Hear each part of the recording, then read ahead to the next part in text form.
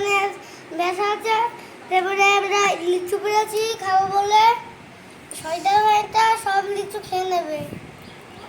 দেখো কি শয়তান, কেমন পাকা পাকা লিচু হয়েছে, খুব সুন্দর না? আমি আর ভাই মিলে খাবো। এই দেখো, দেখো ভাইদের লিচু নিয়ে কত মারামারি লেগে গেছে। এবার হচ্ছে লিচু দেই না, দেবো না, আমরা তো দুজন মিলে খাবি।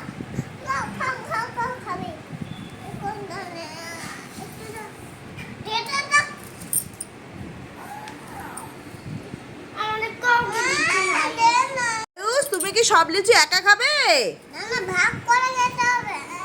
আচ্ছা, কে কে তাই তুমি ভাগ করে খাবে? ভাগ করে খেতে হবে। আচ্ছা ঠিক আছে।